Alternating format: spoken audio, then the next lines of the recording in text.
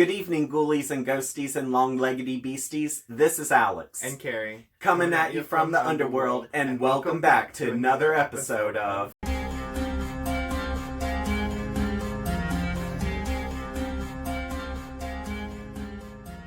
This video is going to be knocking out two birds with one stone, because in 2019 I went to social media and I had asked two questions at two different times.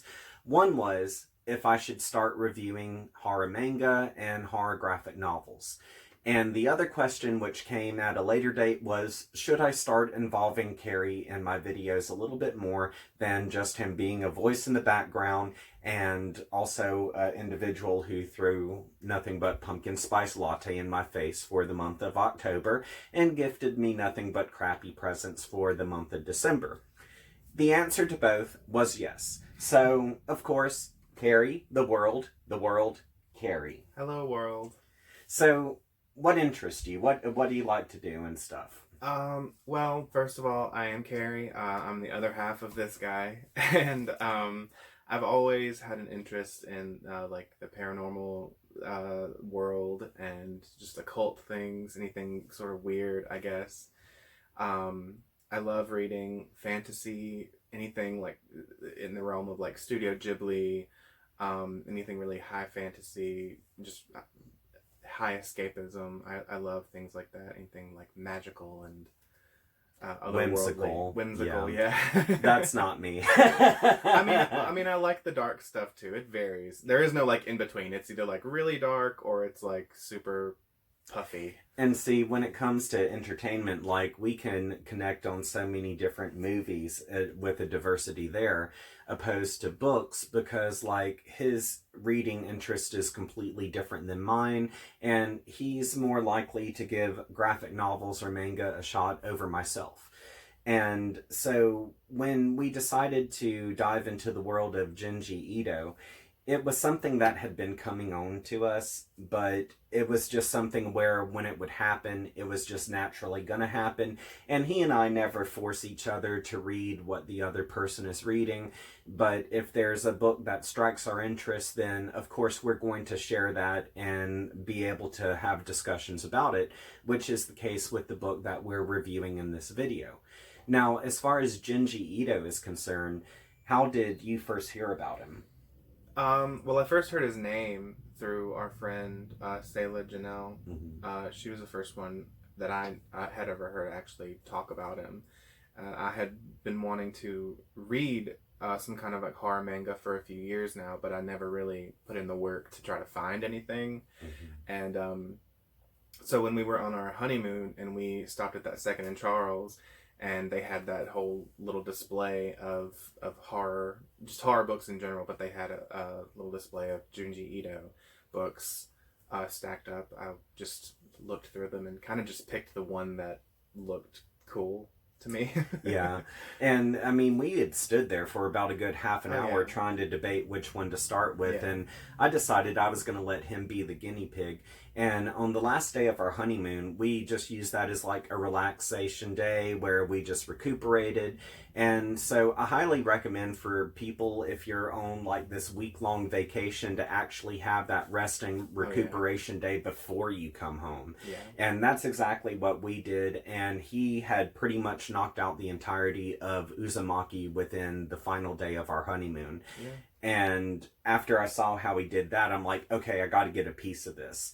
And he's a little less seasoned than myself as far as horror goes. Very few things shock me anymore. And this is a person who watched The Human Centipede 2 while eating, like, you know, chocolate and stuff. And he's over there screaming, "This offended me." So as he was reading Uzumaki, he kept saying, "Oh my God, this is so disgusting. This is shocking." And I kind of took it with a grain of salt. But then when I read it, I was actually surprised. So our love for Junji Ito is definitely a love that's going to be everlasting for quite some time, I do believe. Oh, yeah. And without further ado, let's go on and start talking about what you can expect from Uzumaki.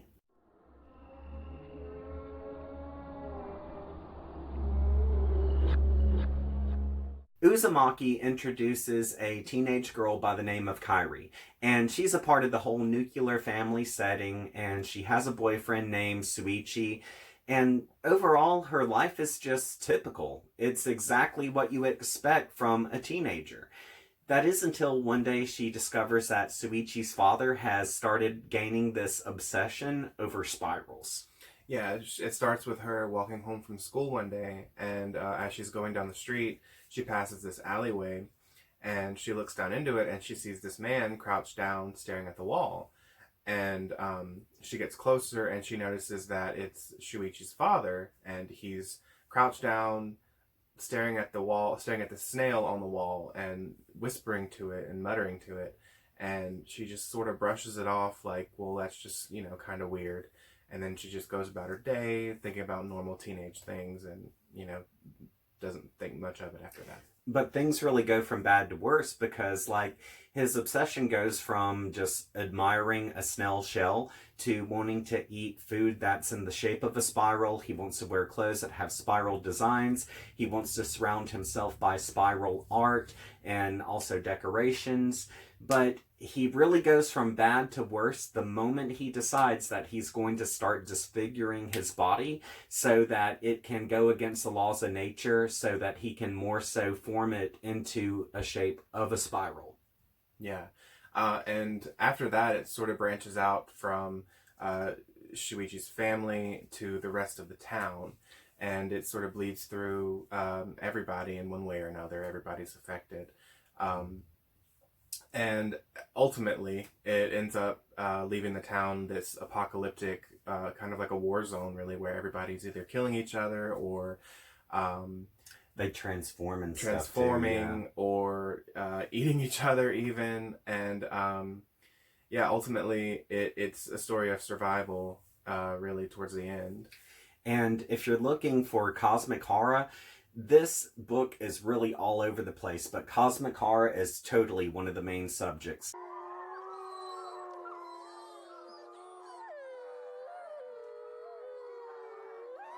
Uzumaki first appeared in 1998 to 1999 as a serial in the weekly manga magazine Big Comic Spirits, based on Ito's own experience by living in a long terraced house. He wanted to write about people who lived in a similar complex, but he used a spiral shape to give the structure its desired length. And going into this series, Ito studied the spiral. Beyond his research, he took on the traits of Shuichi's father as he dedicated his time to creating spirals, raising snails, ate spiral-inspired foods, and stared at spirals. Also, Ito cited Lovecraft as an inspiration, as he said, "Lovecraft's expressionism with regards to atmosphere greatly inspires my creative impulse." Fun facts.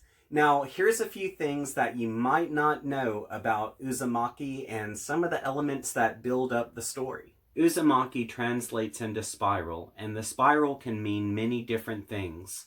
For example, in some magic practices, a clockwise spiral brings positivity. A counterclockwise spiral pushes away negativity. Representations in other beliefs and cultures indicate the spiral represents never-discovered secrets, infinity, and in Japanese media, it has a positive influence, which Ito wanted to utilize in a horrific sense. Aside from the spiral symbol, I would also like to note the significance of the town's name, which translates into Black Vortex Town, Dark Town, or Closed Town. Now that we have all of that covered, it's time to move on to the spoilers section of this video. Pretty much, if you haven't read this book, you might want to click on the timestamp that I provided in the pinned comment in the comments section of this video. Now, you only have 17 seconds to do this, so ready, set, go.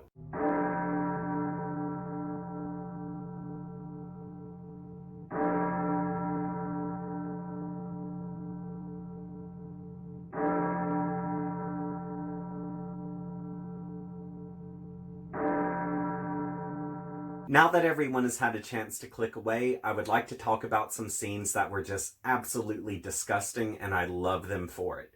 Now, a lot of people don't know this, but I really have a phobia when it comes down to like body transformations and just body horror in general, because it really comments on how our bodies cheat us. But in this, there's one specific chapter called The Snail. And you have where it takes place in Kairi's class, and one of her classmates by the name of Katayama is always late to class. He's slow with everything he does. And because of this, he starts transforming into this snail hybrid human thing. And it begins where he has like this shell that starts to form on his back. And then his skin starts to get the texture of a snail. And then it's like his eyes pop out and they remind me of like the forefront of how a snail is just formed. And it goes where he's not even human anymore. But what makes this even worse for me is like he has this bully in class named Samara, Samara, I believe. And sorry if I'm mispronouncing that. You know I suck with enunciating names. But anyway, his bully also begins turning into a snail. And after the transformation is complete, they take the bully, who is now a complete snail, and move him into a cage where they have been keeping Katayama. And what's gross about this is the two actually mate and they lay eggs. And it's so wrong. It's so disgusting. And in a sense, not only does it make me think that this is commenting on what's going on with the body, but at the same time, this is like the moment when I realize there is like no rational thought within their minds whatsoever. They're not human at all, but still there's the remains that they once were.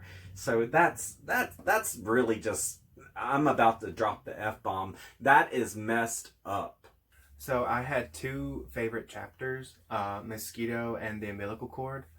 In Mosquito, you find out that the town has been swarmed by these mosquitoes that have been mutated by the spiral.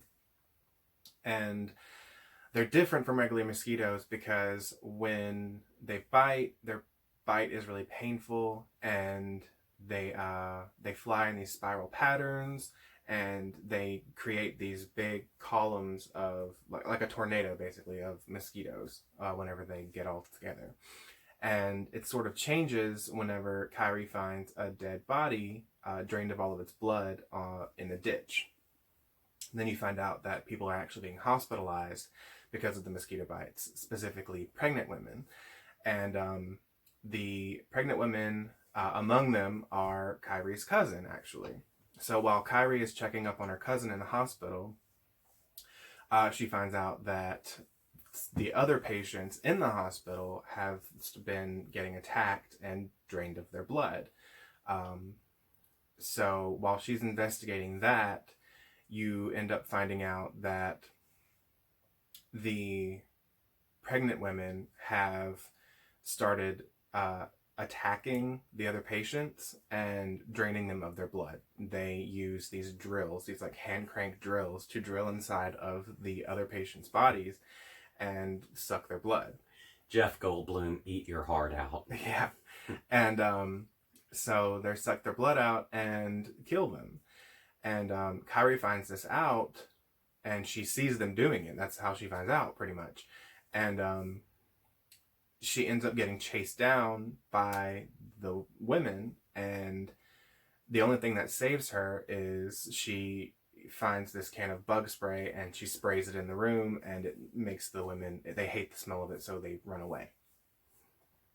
So in the next chapter, in the umbilical cord, oh god, you find out what happened a few months after the events in Mosquito.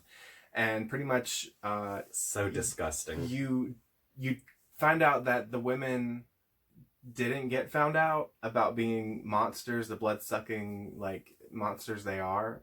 Somehow the murders, I don't know if they got covered up or they just, people didn't put two and two together, I don't know. But they never got found out, and they ended up giving birth to their little bundles of joy. And the babies aren't actually like normal babies. They are bigger and they're more intelligent than a normal baby. They can actually communicate telepathically with each other. And you find out pretty soon that they are still hungry. They're still thirsty for blood, and they want more. And they also know that they can't get it themselves. So they devise this plan for the doctor that delivered them to put them back into their mother's womb. So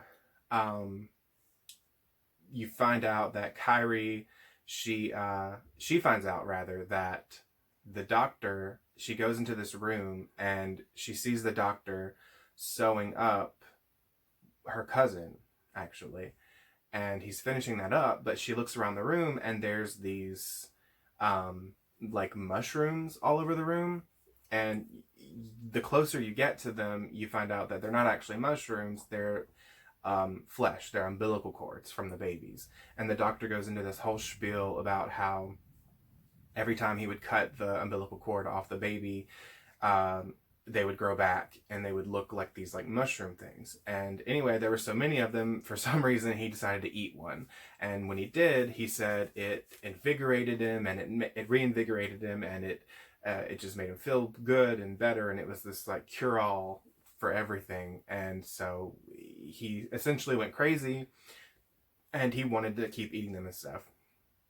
Yeah. And not only that, but he started feeding them to the patients and their food and everything. So, and even the staff. So he's giving Kerry this spiel, and he ends with that, and Kerry ends up getting chased down by her cousin straight off of the operating table. She just starts coming after Kerry and chasing her around, and Kerry runs away, and then the other women come after her, and they're all chasing her down, and she ends up trapped in that same room again with the mushrooms. And the only thing that saves her this time is two employees that work at the hospital. They stumble upon that room and they see all of the mushroom umbilical cord things, and they want to eat them. They've already become obsessed with them, and they think the same way the doctor does. And so they're down there. They ignore all of the crazy monster looking like women, and they just get down on the ground and start eating these umbilical cords. Hot. And while they're distracted, they end up eating the mushrooms, and then the mothers start eating the two people.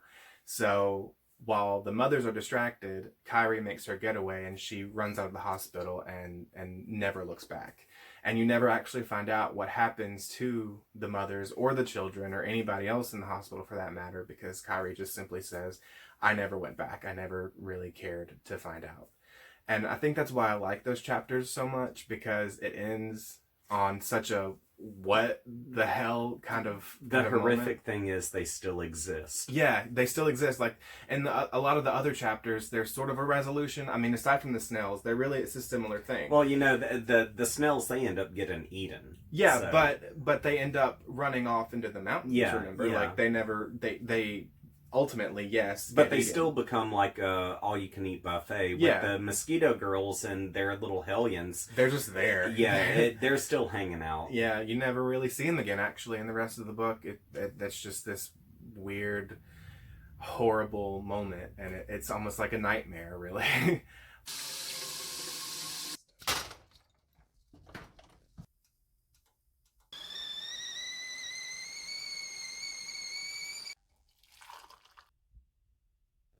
The only one thing I have to bitch about is the chapter called Medusa. Now, in this, you have where Kerry and one of her classmates, they get into this hair feud because their hair's been possessed by the spiral. And I would not normally argue about this, because had it been depicted like, I don't know, maybe like how that bitch was in The Grudge or the little hoe from The Ring, it would have all been good and stuff. But the thing is, the way it's depicted here, it honestly looks like Marge Simpson's Frodon got possessed by Pazuzu, and at any minute a tendril's going to come out and masturbate the hair with a crucifix or something. It does! It does! It looks so cartoonish. It broke my suspension of disbelief. I mean, I can see, where you took that away from it, and I'm not discrediting that, but I will say what he said whenever I researched a little bit about it, he writing Uzumaki, he wanted to turn things that were seen traditionally as feminine or cute or positive, and turn it into something dark and evil and just bloodthirsty. So, for instance, with the spiral itself, in Japanese media, they traditionally use it as something cute. Like with anime characters, a lot of the times you'll see spirals on their cheeks or something if they're cute, or like a comedic relief character, something positive. And with women's hair, obviously, it's a very feminine thing. So he wanted to show the flip side of that and turn it into something evil and horrible. I wonder if the hair down there got possessed too. I don't think so. I don't know. For me, though, the only gripe that I had was Kerry. In the beginning, she seemed really sort of blasé, I guess is the right word. Just sort of, I don't know, like blissfully ignorant to certain things. Like, I mean, fair enough. You see your boyfriend's dad in an alleyway and doing something weird. Okay, whatever. Might not, Giggity. say anything. But it was just, with everything that happened up until the point it started actually affecting her in Medusa, with her own body attacking her, she really didn't seem to me like she really wanted to believe there was anything going on with the town. Like, there was really this crazy curse happening on it to everybody. She just sort of brushed it off. Like, I mean, even I remember one scene, there was a scene whenever Shuichi, it was after his family had pretty much died. I mean, his family was, gone, and he was freaking out about the spirals and stuff and panicking and all this stuff, and he was talking to her about it, and she was just kind of like, oh, this again? Like, it was like, what are you talking about? Like, why are you bothering me with this? See, we have two completely but different I will say, perceptions towards of her. the end of the book, it changed, and like I said, after Medusa, she took on a whole different approach to everything, and she was like, okay, we need to try to get through this. Even though throughout the book, Shuichi begs her multiple times to leave town. He's like begging her, we need to get out of here because this town is cursed. He literally tells her, let's leave. And she's like, no, I want to stay. I like it here. Like, how many times do you need something to happen to you before you grasp that you need to leave town? All right, so the thing is, we have two completely different perspectives there, because I did not really feel like she was that oblivious to everything. I think that maybe she was like in shell shock or something like that, and she was trying to like comprehend what to do, how to do it, stuff like that. Also, we're talking about her birthplace. This is like the only place she's ever known. And besides, she probably has a lot of feelings of responsibility there, especially with her siblings and, well, with her brother and her family and everything. But, as you're respecting the fact that I said, the hair was like Marge Simpson's fro got possessed, I'll also respect the fact that you believe Kerry is an airhead. Well, not completely. I mean, I think she's a strong character, and I'm not dissing the character development or anything at all like that. It's just because I do think there is a place for characters like that who sort of are doubtful, or they do have, I don't know, like they just they're in disbelief about what's going on around them. I think there's a place for, because there's people like that in real life, but for me, it's just a testament to how good the book is written that I have this opinion about Kerry to begin with. It shows that she's it shows that she's three-dimensional, and that she grows throughout the book, because by the end of it, she's a different person, and she comes to realize that this really is happening, and while they don't necessarily might not make it out, they come to terms with everything. Well, speaking about growth, I mean, hell, she had like about 10 years of growth when they actually left town, and they were just kind of like in the abyss of the forest. Yeah, they left town after the 6 hurricanes. Mm-hmm. They ended up leaving town, they being herself, her brother, Shuichi, and There was a news people. reporter. There was a news reporter. It was a bunch of people. They ended up leaving town to try to leave town, but they got sort of lost in the woods, and by the time the town drew them back to it, they realized that the whole town had been rebuilt, and it was this massive spiral labyrinth, and you find out that it had been 10 years that they had spent in the forest. It shows how our natural time is insignificant to the time of the town. Right. Well, and it goes to show that in that town, time itself became a spiral. Time and space itself became a spiral. Because whenever I'm going to get a little astronomical here, but whenever you're if you're in space, the further away you get from a planet or a body that has gravity, the faster time moves. So for us, it moves, we know how fast time moves on Earth, but the further away from Earth you get, the faster time is going to move. Think of the movie Interstellar. Whenever they got so far away from Earth and they got so far out into space, time moved so much faster for people they left behind on Earth. It's the same concept. Time might have moved faster in that concept, but that movie was slow as hell. Overall, I really enjoyed this book, and I feel like it was a great introduction to horror manga. And because of how I felt about this, I know for a fact that I'm going to be reading a lot more Junji Ito, so expect videos on that in the future. But I don't know how his other titles are compared to this one, but you totally have cosmic horror, body horror, apocalyptic horror, and even psychological too. And it seems like Ito just literally went into every subgenre of horror possible, and he grabbed like the best elements of it, and he just threw it together in this book. Now, the thing is, you don't really have an ending where a lot of the loose ends are tied up, and I think that's kind of the beauty of it. The ending is really solid enough where you can feel like there's no more after this. The ending is there, it is complete, it is concrete, time to move on to another book. So you're not kind of left just hanging out there in the ether of wondering what's going to happen next. It all gets tied up, but as I said, the loose ends, those remain, where the mystery of it is kind of like how I felt a few times after watching a few David Lynch movies. It's that kind of mystery where you can kind of just make your own mind up to it, and the art speaks to the reader itself. Now, one of the themes that I noticed in this is dedication, and this is being dedicated to your loved ones, your friends, your family, whoever that may be. Because like with example, Kerry, she is very dedicated to helping her family out and putting herself at risk and being around her loved ones, even though she knows that this could be her downfall.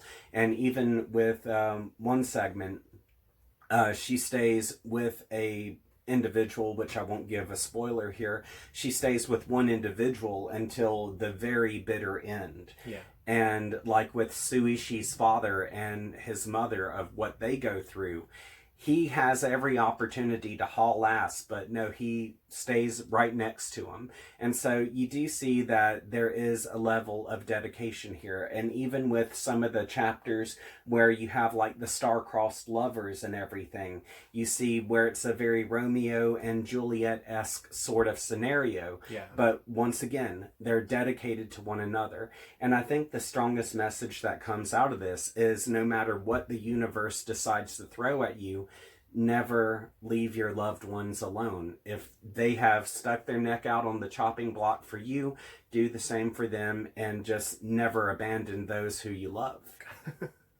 I mean, you pretty much echoed exactly how I feel about the book. I think at the end of it all, I think it's about connection. I think it's about who you can depend on, and I think it's about love. I mean, as dark as the book is, and as crazy as it can be at times, I think that it is not necessarily a love story by any means, but it is about It does have love. those elements. Sometimes, yes, but it is about love, and it's a really sweet story. The end of it sort of left. It was kind of sad, but it was just bittersweet because, like you said, it's closed enough to where, you know, you have an idea of you have some closure, you do, but it's sort of there's a crack left open where, you know, you have your own interpretation. Everybody has use their your own imagination, opinion, right, mm-hmm. about what they think could have happened to everyone. And in that sense, it's very Lovecraftian. Well, yeah, I mean, and he did say that with Uzumaki especially, Lovecraft was a big inspiration, especially with the latter half. Whenever it's sort of, I mean, the book really descends into madness. The further you go into it, it really just gets completely crazy and cosmic, like you said. Like it's out of this world. But yeah, I mean, I really just everything you said is exactly how I feel about it, pretty much. Uzumaki. Would I recommend it? Would you recommend it? Hell yeah, I would. Absolutely. It's really good. This, in my opinion, is really a great introduction into horror manga. I think it's a good introduction into Junji Ito. And I think maybe it could be suitable for teenagers. Oh, yeah. For teenagers, yeah. Yeah. Yeah, it's not that explicit, so... No, I mean, it's not anything that... I mean, yeah, I've seen way worse in movies and stuff. And so I tend to think that teenagers could enjoy this, adults could enjoy it. I think that, you know, maybe depending on the age bracket here, people would grab something differently from it. I think it's written openly enough where it just speaks to each individual on a different level. Yeah. So, highly recommended. Definitely. On to the questions. The first question is, what is another horror manga author or series that you would recommend for us to read? And the second question is, since this book deals with like obsession and phobias, what is a phobia that you have? Now, as far as myself, I am terrified of frogs and lizards. There is no reason why I should have this phobia, but I do. There's been no kind of tragic thing that happened in my childhood. Who knows, maybe I was reincarnated from when a plague happened or something and frogs and lizards just came down. I do not know. But if you put a frog or a lizard around me, I will scream like a little bitch. Snakes and spiders... That's fine. I have no problem with snakes, spiders, rats, whatever. Frogs and lizards, though? Hell no. I'm absolutely terrified of spiders. Any kind of spider. And wasps. Anything that can sting you, I'm very afraid of. Specifically wasps. That's because I've been stung a few times and I just don't like them. And we go hand in hand pretty well together because he's not afraid of frogs or lizards, and so he can remove those. And I'm not afraid of wasps, so I can kill them. So it works itself out. So now that we have everything covered, it is time to move on to the final part of this video where I say thank you to Joseph Baylott and Lisa G. And I'm saying thank you to these wonderful people because they have been nice enough to contribute to my Patreon account. And if you would like to contribute as well, just go to the description section of this video and you'll be able to contribute to my Patreon, where in turn I will give you a shout out at the end of my videos. If you're unable to contribute, no sweat. I'm doing this for fun, and with the money that I'm getting through Patreon, it's honestly for props and maybe also to do some marketing. So if you can do that, that's awesome. If not, that's fine too. I just want us all to have fun together and to connect as a reading community, especially under the horror genre. Now, if you would like to connect with me on social media, my links to Facebook, Twitter, and Instagram are all in the description section as well. And before we head out, I just want to remind everyone to click that notifications bell and to subscribe. I have tons of more videos coming up in 2020, and I don't want you to miss any of them. So, until next time, sweet nightmares. Bye!